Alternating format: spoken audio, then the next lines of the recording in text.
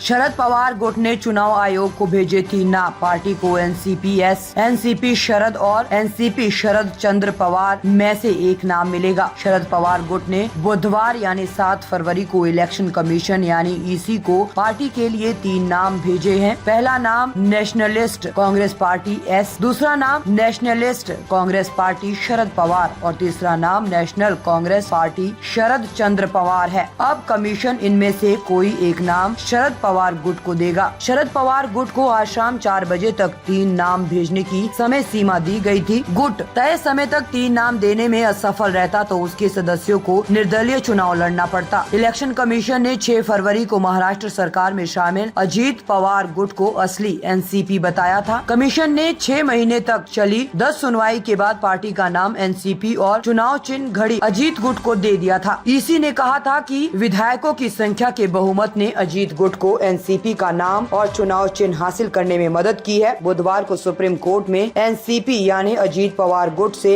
वकील अभिकल्प प्रताप सिंह ने केविएट दायर की है। अब दूसरा समूह यानी शरद पवार गुट शीर्ष अदालत में अपनी बात रखता है तो अजीत पवार गुट के खिलाफ कोई एक तरफा आदेश पारित नहीं किया जाए। अब दूसरा समूह यानी शरद पवार गुट शीर्ष अदालत में अपनी बात रखते हैं तो अजीत पवार गुट के खिलाफ कोई एक तरफा आदेश पारित नहीं किया जाए, उनकी बात सुनी जाएगी।